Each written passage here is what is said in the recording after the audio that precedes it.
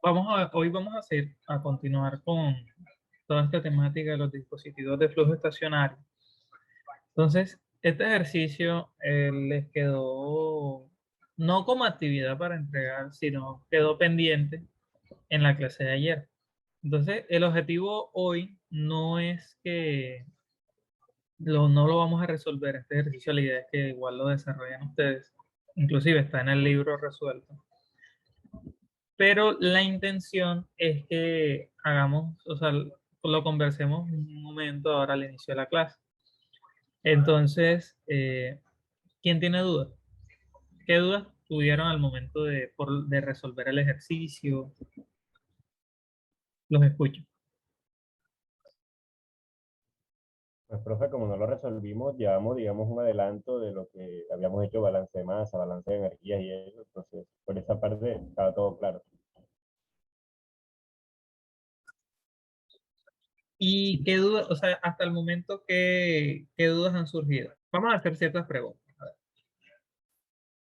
Bajo estas condiciones, ¿el aire es un gas ideal o no? ¿Es válido hacer esa consideración? Tendríamos que irnos a los criterios de- para considerar un gas ideal, ¿no? ¿No se cumplen o se cumplen? Yo creo que sí, profe, la temperatura crítica del aire son como 130 y pico grados Kelvin. Vamos a buscar cuántas son las condiciones críticas.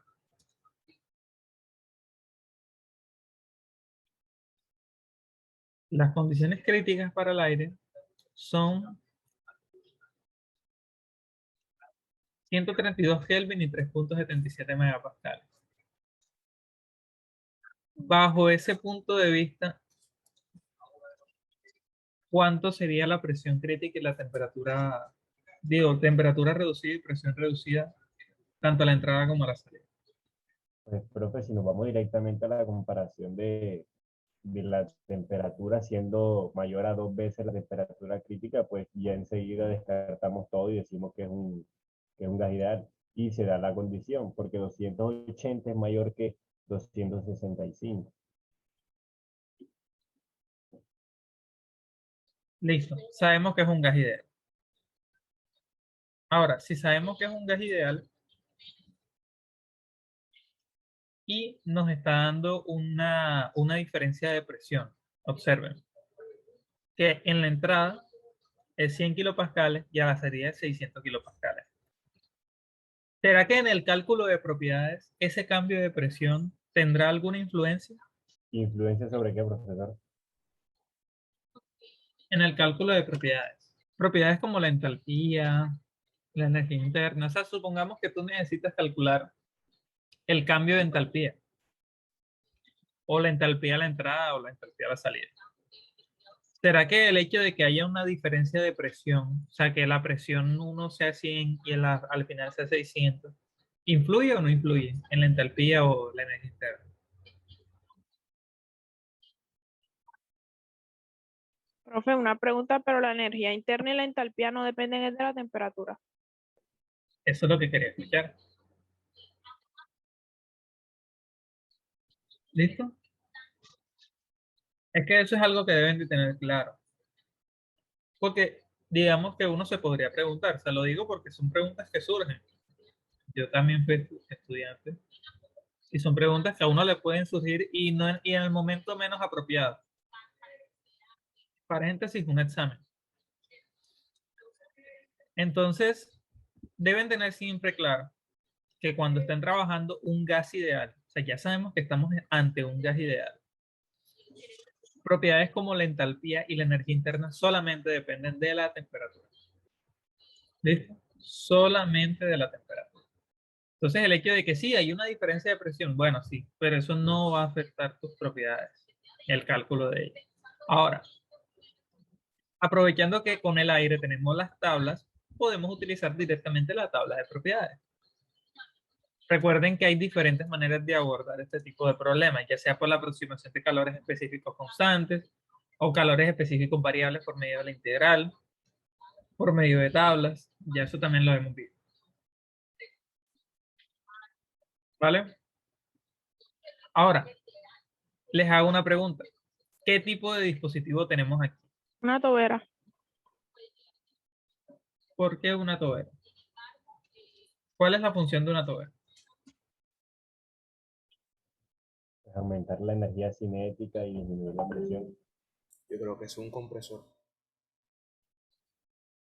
¿Por qué una tobera y no un compresor? ¿O por qué o viceversa?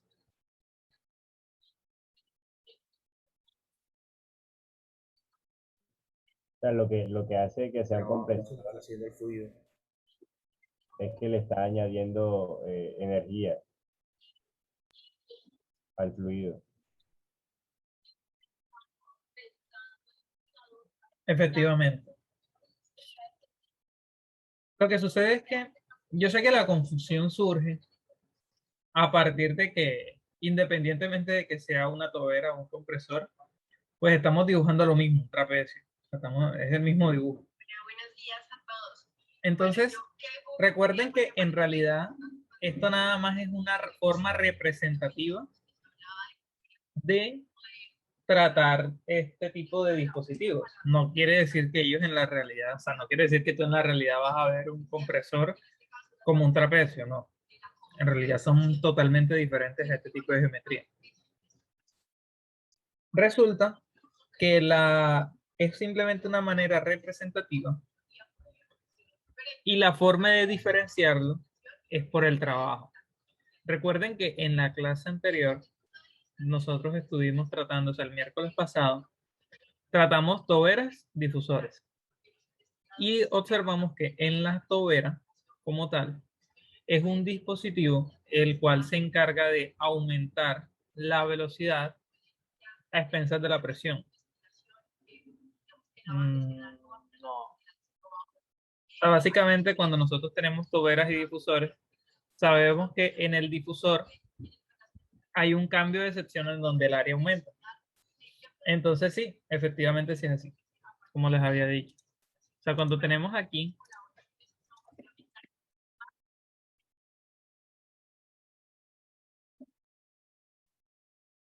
si estamos trabajando con una tobera, la tobera tiene esta forma. Mientras que el difusor tiene esta manera aquí. Entonces, si acá tienes velocidad 1, velocidad 2 y presión 1 y presión 2, en el caso de la tobera, la velocidad 2 va a ser mayor que la velocidad 1 y la presión 2 es menor. Y acá, entonces nosotros lo que vamos a tener es que la velocidad 2 disminuye, pero la presión aumenta. Eso ocurría en el caso de las toberas y los difusores. Pero ¿qué pasa?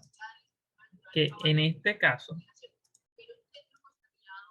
nosotros tenemos un dispositivo donde hay trabajo. Y digamos, una premisa que ocurre tanto en las toberas como en los difusores es que nunca hay trabajo. O sea, son dispositivos donde nunca hay trabajo ni de entrada ni de salida. ¿Ok? Toberas y difusores nunca tienen trabajo ni de entrada ni de salida.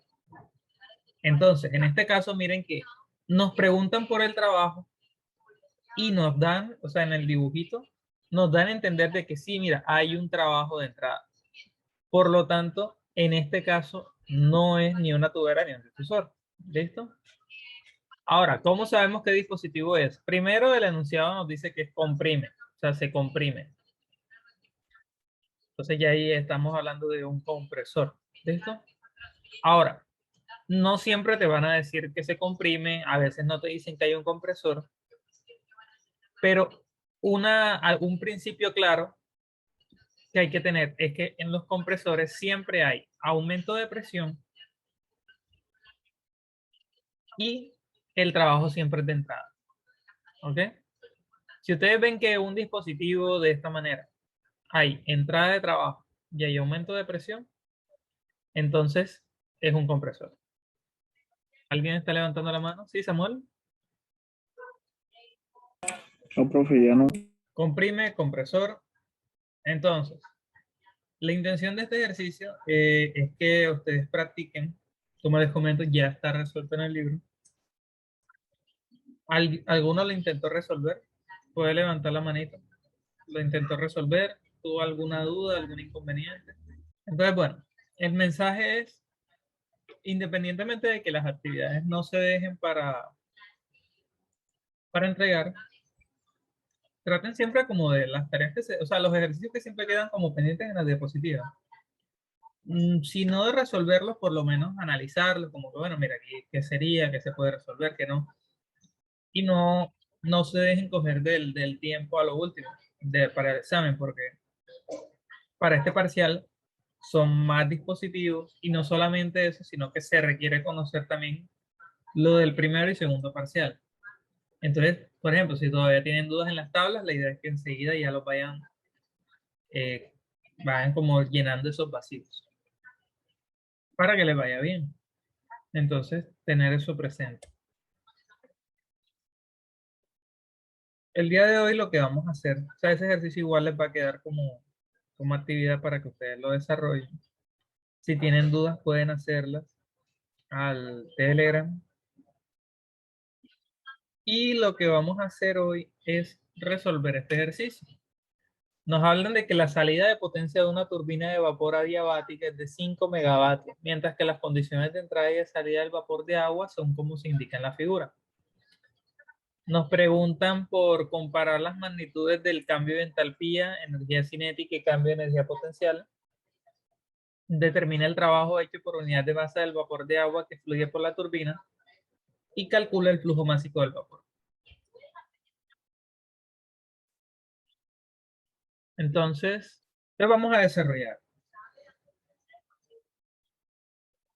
El problema primero nos menciona por cambio de entalpía, cambio de energía cinética y cambio de energía potencial. ¿Vale? Entonces, calculemos el cambio de energía cinética y potencial, que son como los más sencillos. Entonces, el cambio de energía cinética,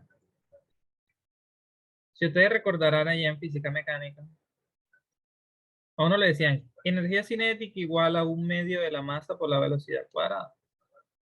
Bueno, acá es lo mismo, solamente que como no tenemos la masa por el momento, lo vamos a calcular por unidad de masa. ¿Y cómo sería por unidad de masa? Velocidad al cuadrado sobre 2. ¿Listo? Y como nos están pidiendo es el cambio, entonces sería velocidad 2 al cuadrado menos velocidad 1 al cuadrado sobre 2. Ojo, se sabe que 1 al final lo que hace es dividir ese resultado entre 1000 por un factor de conversión, sí. Pero traten de colocarlo primero sobre 2, calcularlo y luego hacer la conversión. ¿Por qué? Resulta de que en el sistema inglés el factor de conversión no es 1000. Entonces, si por ejemplo colocan directamente 2000, se pueden confundir. Si no están trabajando con metro cuadrado sobre segundo cuadrado, sino que están trabajando pie cuadrado sobre segundo cuadrado, ya el factor de conversión es totalmente diferente. Profesor, ¿Sí? ya que de pronto se estaba hablando del sistema inglés y de factores de conversión, yo tengo pues una pregunta, pero con respecto a la ecuación del trabajo eléctrico. Ujú. Lo que pasa es que, como usted sabe, el amperiaje por el voltaje por delta de T sobre 1000. ¿En el sistema inglés también es sobre 1000 o se cambia por otro valor o cómo sería? ¿O queda Por igual? otro valor. Pero no saben al momento cuál es, ¿verdad? O, No, habría que, o sea, tendría uno que tener las unidades y ver cuál es el valor que toca tomar a partir de una tabla de conversiones. ok, gracias. O sea, lo que hay que tener es cuidado con las unidades. Listo, listo.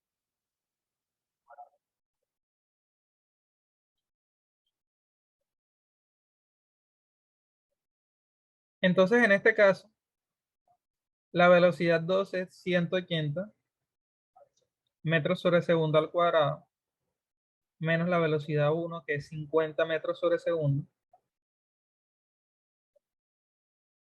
sobre 2.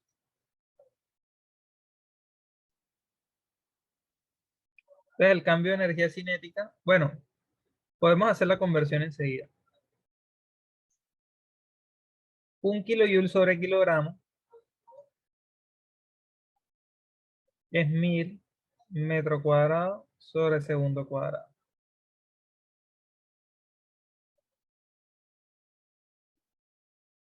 ¿Vale? Entonces, ¿cuánto da el cambio de energía cinética? Profe, 14. Profe, da 0.065 kilojoules sobre kilogramo. Profe, a mí me da diferente. A mí me da 14.95 kilojoules. Listo. Pónganse de acuerdo. ¿Cuánto da? Verifiquen. Pues me atrevo a decir que mi resultado 14.95, profe. 14.95 kilojoules sobre kilogramo.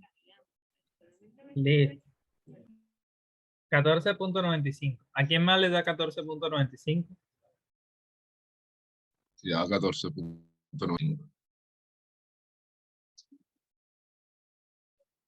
Listo. 14.95 kilojoules sobre kilogramo. Ahora, cambio de energía potencial. El cambio de energía potencial será gravedad por Z2 menos Z1. Una pregunta que puede surgir acá es, ¿coloco Z2 sobre Z menos Z1, Z1 menos Z2? No importa. Realmente si ustedes colocan un orden u otro, lo único que va a cambiar es el signo. Entonces, si el signo lo que indica es que en realidad, si yo coloco Z2 menos Z1, yo estoy asumiendo que Z2 es mayor que Z1, y al darme negativo indica que era lo contrario, más nada. Entonces, en este caso, sería 9.81, o sea, 9.81 metros sobre segundo cuadrado por Z2, que es 6 metros, menos Z1, que es 10. Eso da en metro cuadrado sobre segundo cuadrado. Entonces el factor de conversión es el mismo. 1 kJ sobre kilogramo sobre 1000 metro cuadrado sobre segundo cuadrado. ¿Cuánto da eso? Profe, a mí me dio 58.85.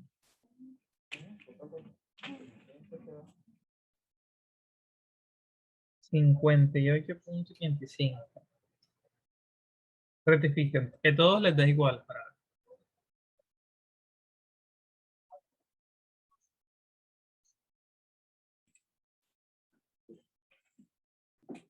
Profe, ya corregí, me dio menos 0.03924 kilojoules sobre kilogramo. 3,92,4, así. Sí, señor, menos. Menos, sí. Sí. Entonces ya saben de que el signo negativo solamente es que iba en sentido contrario, o sea que Z1 era mayor que Z2. Ahora, el cambio de energía cinética. Digo, el cambio de entalpía. Es lo que nos falta. Entonces, S es igual a H2 menos H1. ¿Qué tenemos que hacer? Calcular las entalpías. Entonces, la entalpía en el estado 1, tenemos una presión 1 de 2000 kilopascales y tenemos una temperatura 1 de 400 grados Celsius. Entonces, primero tenemos que saber en qué estado nos encontramos. Así que lo primero es hallar la temperatura de saturación a la presión de 2000 kilopascales. ¿A qué es igual esa temperatura de saturación? Vale, busquen en la tabla cuánto les da. Y ahora lo rectificamos entre todos. 212.38. ¿A quién le da otro valor? ¿O quién le da el mismo valor? Vale, vamos. ¿Cuánto da esa temperatura de saturación? Tenemos un valor en el chat. ¿Quién más dice Profe, otro valor? lo mismo que dice lo mismo que dice el compañero, 212.38. Sí. ¿Por qué los coloco a buscarlo? Porque digamos, aunque no hace parte de la evaluación como tal, Pero, ¿por qué busca la desaturación? Si, ajá, explícitamente está lo de sobrecalentado. digamos que el enunciado te puede decir que sí, estás con vapor de agua,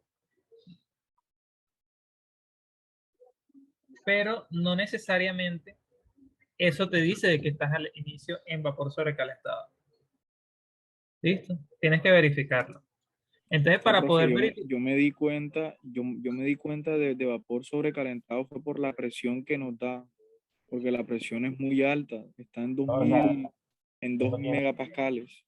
no, pero tú presión puedes tener 2 exacto, megapascales, ¿sí? o sea, lo que te da, lo que te dice que es sobrecalentado es que tu temperatura está por encima de la saturación y ya. Exactamente. Entonces, eso es lo que les estaba pidiendo. ¿Cuál es la temperatura de saturación? Mira que la temperatura, o sea, observen que la temperatura de saturación a esa presión de 2000 kilopascales es 212.38. O sea, profe, que así sea que mi temperatura se pase a esa misma presión, así sea 50 centígrados, ya yo enseguida Eso, entro automáticamente en sobrecalentado. exactamente. O sea, el punto de verificación es la temperatura de saturación. Si tú puedes tener 2000 kilopascales, pero si tu temperatura, por ejemplo, es 100, es líquido comprimido.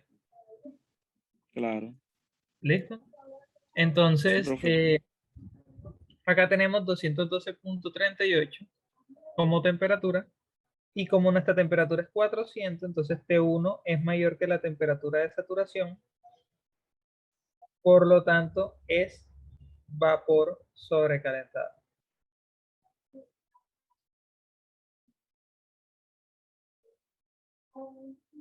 ¿Listo? Ahora, ¿qué tenemos que hacer? Lo que tenemos que hacer es irnos a la tabla de vapor sobrecalentado.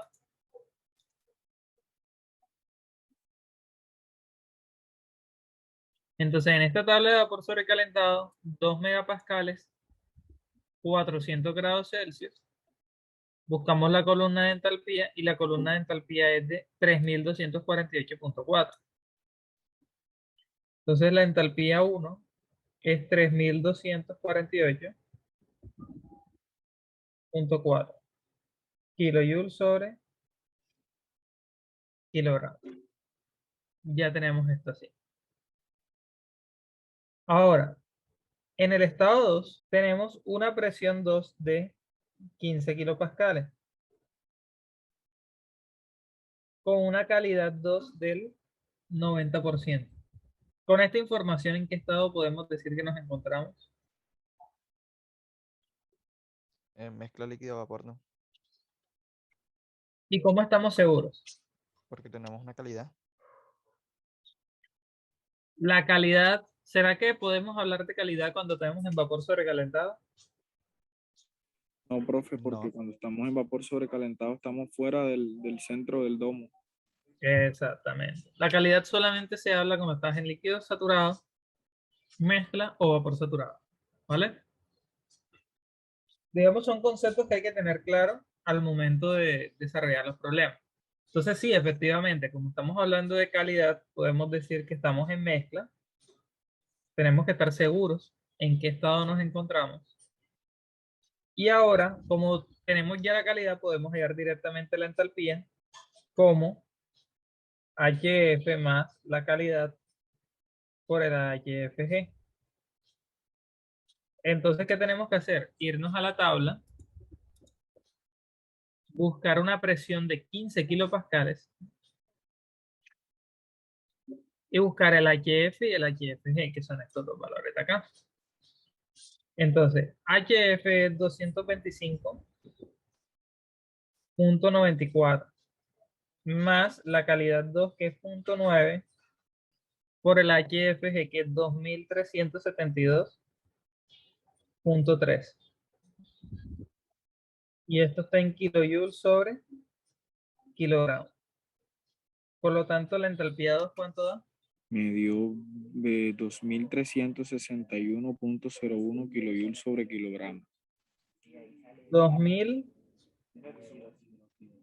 361.01. kilojoules sobre kilogramo. Entonces, cuando calculamos el cambio de entalpía,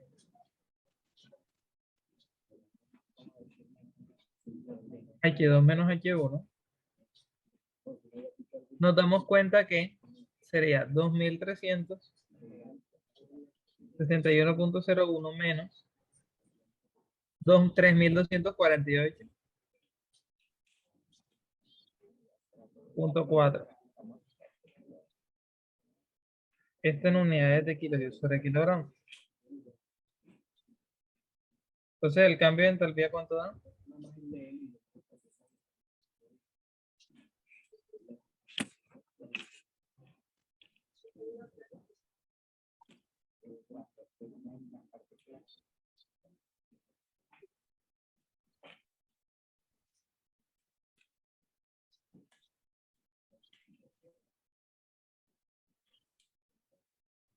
Profe, ahí me da menos 887.39. Menos 887.39.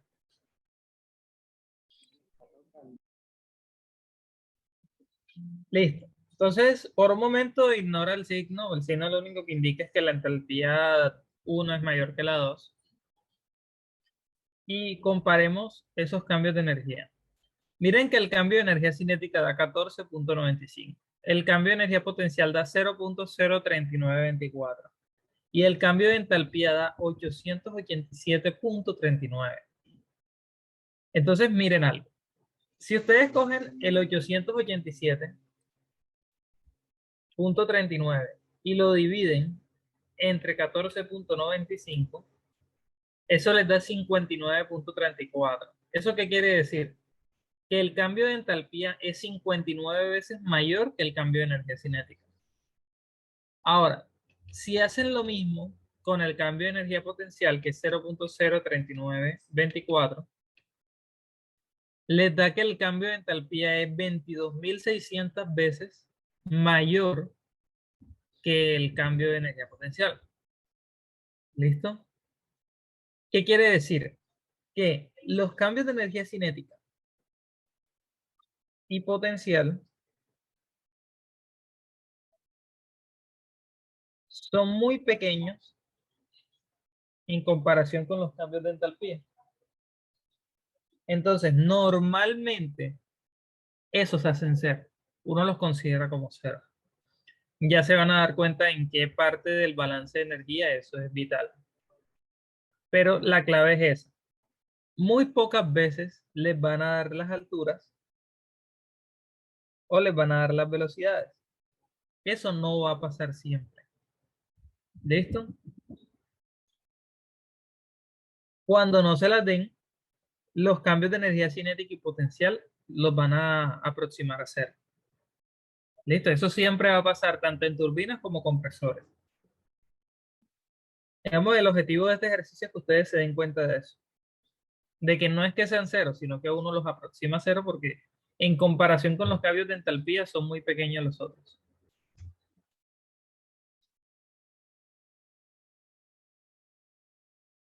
¿Queda claro eso?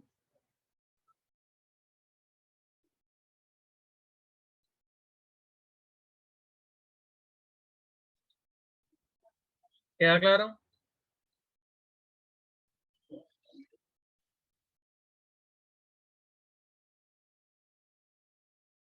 Sí, profe, queda claro. Vale, listo. Entonces ahora nos piden el trabajo hecho por unidad de masa del vapor que fluye por la turbina. Entonces, el procedimiento casi siempre es, primero haz un balance de masa.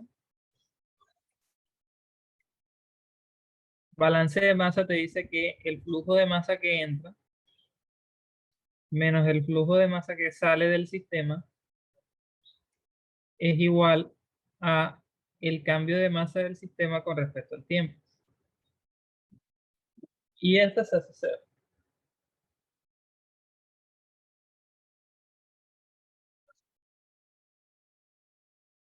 ¿Listo? Ahora, ¿por qué se hace cero? Porque casi siempre estos dispositivos son de flujo estacionario, es decir, no cambian sus propiedades con el respecto al tiempo. Eso siempre va a pasar en turbinas, compresores, bombas, intercambiadores de calor, toberas, difusores, en general todos los dispositivos ingenieriles que vamos a ver acá.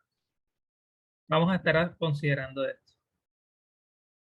Ahora, flujo de masa que entra, solamente tenemos una línea de entrada que la llamamos 1, entonces sería M.1. Flujo de salida, solamente tenemos un solo flujo de salida, 2, y eso es igual a 0. Por lo tanto, la principal conclusión que sacamos del balance de masa es que M.1 es igual a M.2 y lo podemos llamar M. Es decir, que la masa que entra va a ser igual a la masa que sale. No hay acumulación de masa interna. ¿Listo? Principal consideración. Ahora hacemos un balance de energía.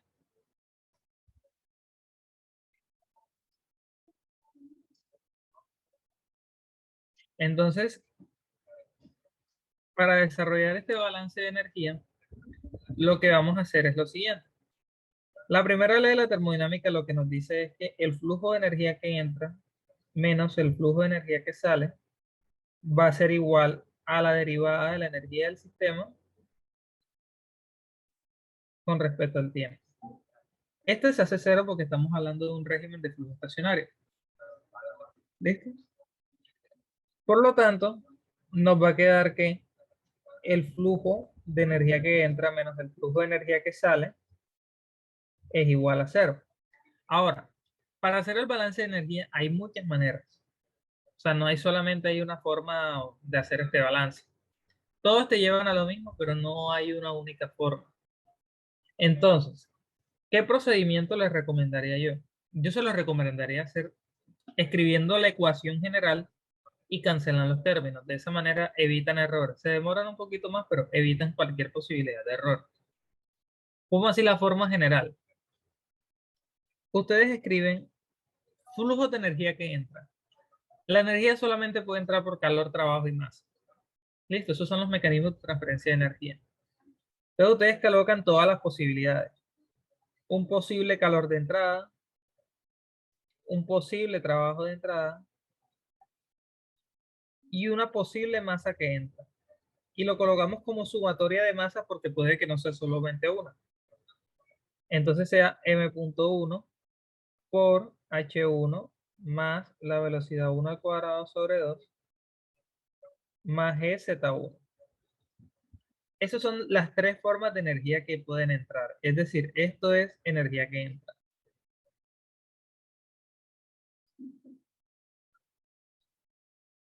Ahora, energía que sale menos un posible calor que sale, un posible trabajo que sale y una posible masa que también sale.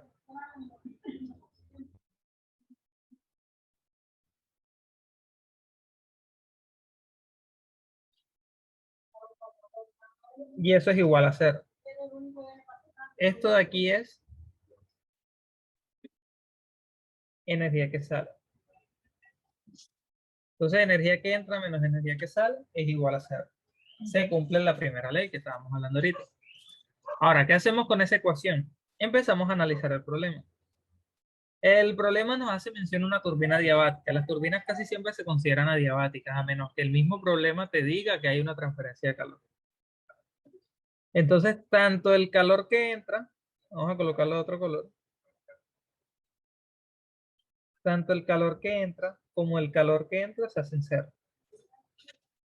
Ahora, la turbina genera trabajo, o sea, el trabajo es de salida, así que el trabajo de entrada también va a ser cero. ¿Listo?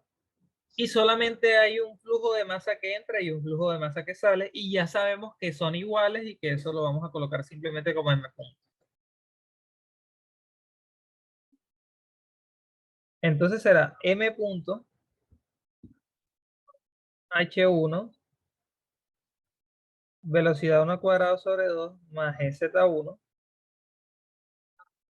menos el trabajo que sale menos M punto por H2 más velocidad al cuadrado sobre 2 más GZ2. Esto yo les recomiendo hacerlo de esa manera. Escriben la ecuación general y cancelan los términos. Hay menor probabilidad de error así. ¿Listo? Ahora, esa potencia de salida, porque en vez de que tenemos el W punto, lo pasamos al otro lado. Y vamos a sacar factor común el M punto. Entonces nos queda de la siguiente manera. M punto por, entonces queda H1 más la velocidad 1 al cuadrado sobre 2, GZ1 menos H2 menos la velocidad al cuadrado sobre 2 menos GZ2. Y eso es igual a la potencia de salida. Entonces tú puedes organizar términos. M punto sería H1 menos H2. ¿Listo? Más la velocidad 1 al cuadrado menos velocidad 2 al cuadrado sobre 2 más G por Z1 menos Z2. Entonces observen que en esta ecuación te quedó cambio de entalpía, cambio de energía cinética y cambio de energía potencial. Casi siempre estos términos tú no vas a tener ni las velocidades ni las alturas. Si no cuentas con esa información, uno lo que hace es que lo aproxima a cero.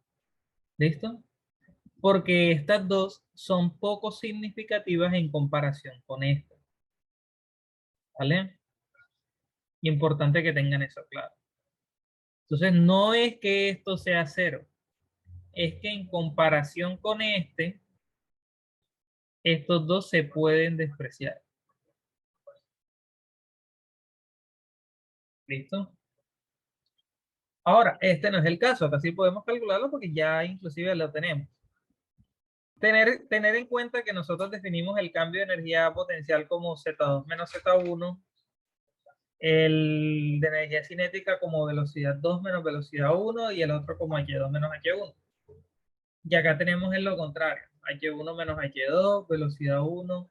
Entonces, para llevarlo a lo mismo, pues tendríamos que sacar factor común menos 1. O sea, para tener la misma de allá y no tener errores con los signos. Sacar factor común menos 1 y que queda acá H2 menos H1.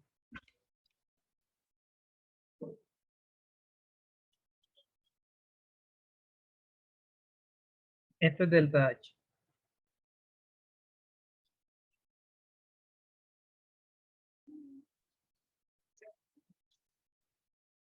Esto de acá es el cambio de energía cinética.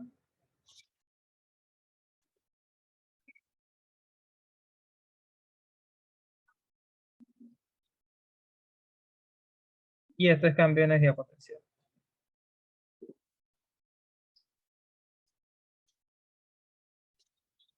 ¿Listo? Entonces, simplemente la conclusión es que el flujo másico que multiplica al negativo del cambio de entalpía menos el negativo de la energía cinética menos el negativo de la energía potencial es igual a el flujo de trabajo, o sea, la potencia. Ahora, miren que el problema nos pide es el trabajo, pero por unidad de masa. Y acá tenemos potencia. ¿Qué tendríamos que hacer en ese caso? Bueno, conocer que el trabajo de salida, o sea, la potencia, es igual a trabajo sobre tiempo. O sea, trabajo sobre tiempo. Y para poder tener el tiempo, en este caso, ¿qué es lo que nosotros hacemos?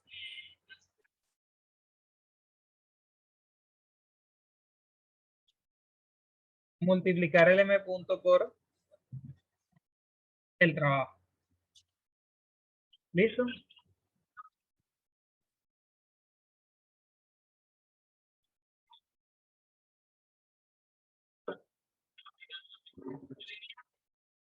¿Hasta ahí tienen alguna duda?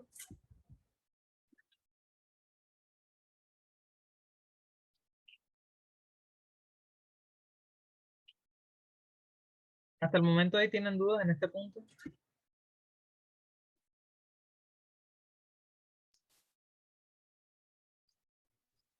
Todo claro, profe.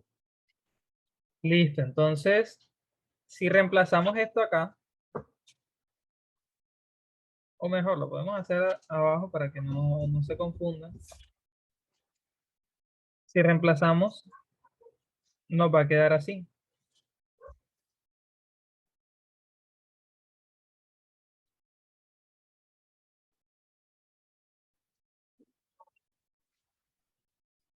Y se cancelan los flujos básicos. Profe, ¿por qué el flujo de trabajo queda como la masa por el trabajo de salida?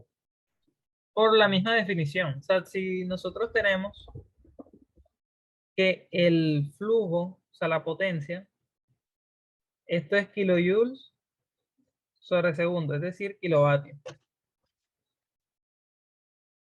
¿Listo?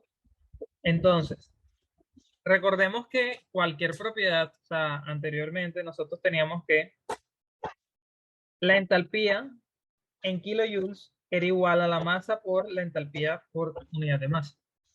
O sea, kilojoules sobre kilogramo. Con la energía interna también pasaba lo mismo. En este caso, si yo quiero es potencia, que es kilojoules sobre segundo, entonces yo tendría que multiplicar el flujo másico por el trabajo por unidad de masa. Mira las unidades, kilogramos sobre segundo, kilojoule sobre kilogramo. Se van los kilogramos y me queda kilojoule sobre segundo, o sea, potencia. ¿Listo? Lo mismo pasa con el calor.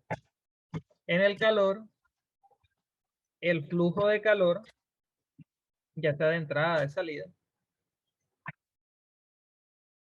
va a ser igual al flujo másico por el calor por unidad de masa.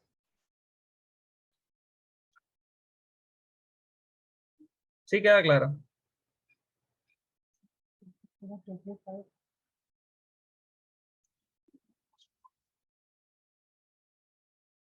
¿Queda claro?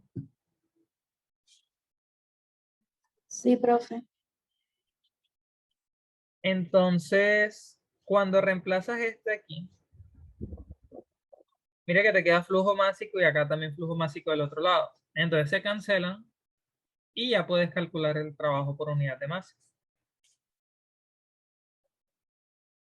Básicamente será el negativo del cambio de entalpía. La entalpía nos dio menos 887.39.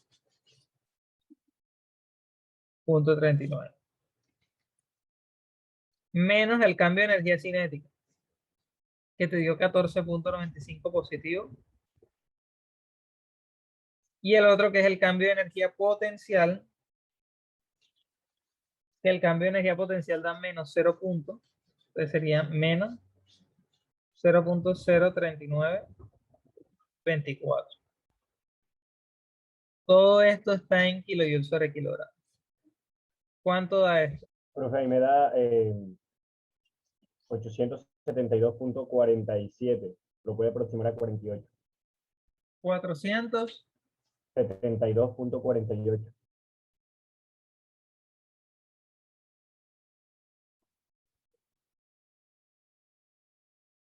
Listo. Ese sería el trabajo por unidad de masa. Ahora, el tercer punto nos pide el flujo másico. Entonces, como ya tenemos la potencia, porque miren que la potencia nos dicen que es de 5 megavatios, es decir, la potencia es de 5000 kilovatios. El flujo másico lo podemos calcular como potencia sobre trabajo, ¿cierto? Por la misma fórmula que vimos ahorita allá.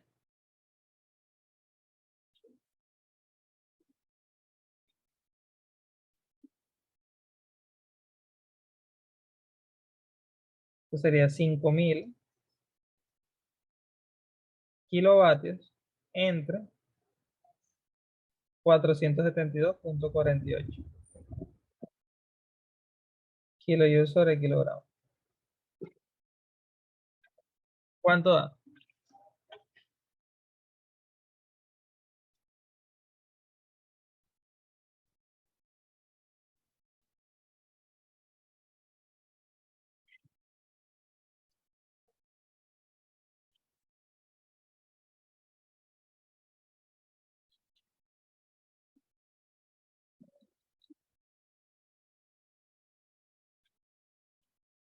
Profe, una pregunta. ¿Sí? Ahí no sería 872. No sé cuánto les dio.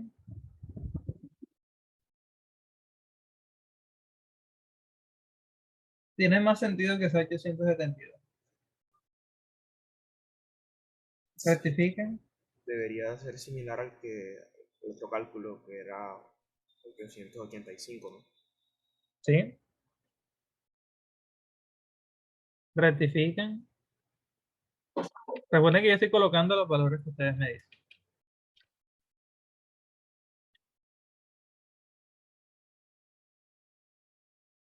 Yo acá acabo de rectificar y sí, 872,48. Entonces, ¿cuánto daría el flujo máximo? A mí me da 5.73.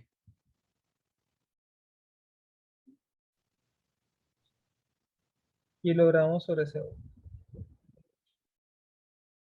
¿Listo? Ese sería el flujo máximo. Quizás ustedes acá lo ven pequeño, ¿no? 5,73 kilogramos por segundo, pero 5,73 kilogramos por segundo de vapor de agua es bastante. Esto sería unas tuberías súper, o sea, enormes en realidad. No es una turbina para nada pequeña, una turbina de 5 megavatios. Entonces, no sé si tienen alguna duda, si entendieron. El ejercicio del compresor que vimos al inicio se resuelve muy, o sea, es muy similar. Y en general, el resto de dispositivos que vamos a seguir viendo son iguales. Son iguales en la forma como se analizan. Siempre el balance de energía es igual, el balance de masa es igual. Lo que hay que tener claro son las implicaciones que tiene un dispositivo u otro, que por ejemplo el compresor entra a trabajo, la turbina sale de trabajo, que el compresor trabaja con gases. ¿Listo? Saber cuándo es un gas ideal, saber si hay que usar las tablas. Esas son las cosas que hay que tener claras para poder resolver los ejercicios. Esos cambios de energía cinética y potencial casi siempre se hacen cero, lo que vimos ahora acá.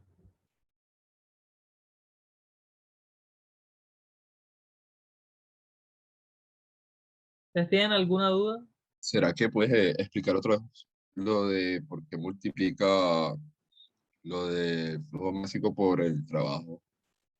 Lo de M por Es por, trabajo. es por las unidades. Nosotros tenemos que potencia es kilojoule sobre segundo.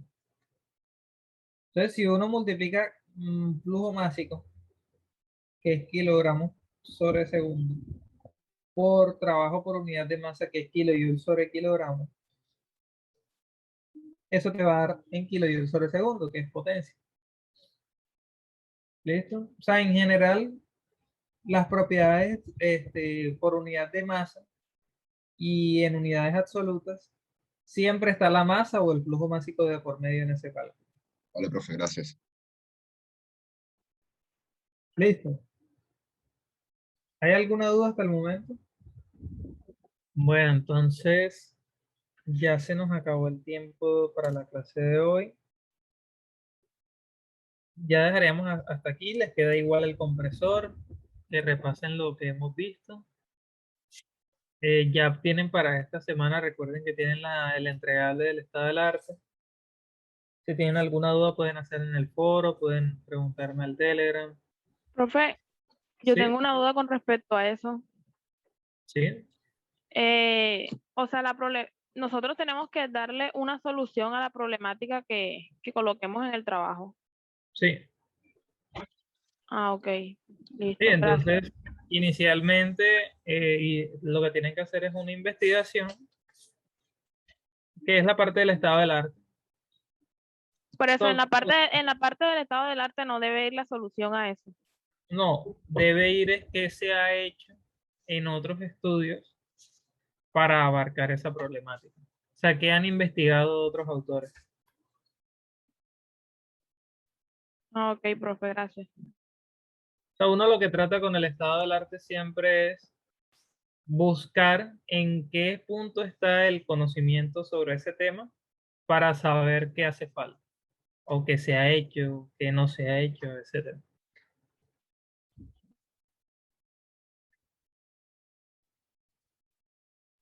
¿Listo? Listo, profe. Una duda, profe, el tablero el que usted usó para la clase de hoy, eso lo va a subir, ¿cierto? Sí, voy a tratar de subirlo enseguida porque la semana pasada se me pasó, pero ya está disponible. Listo. Pero este sí voy a hacer lo posible para que esté ahí mismo. Dale, profe. Que tenga buen día. Que Profe, esté una muy bien. pregunta. Sí, claro. Dime. ¿Cuántas páginas máximo son El para estado del el arte? 2 páginas más una de referencia. O sea, preferir es lo ideal. Listo, muchas gracias. A ustedes, que estén muy bien. Que pasen muy buen resto de día.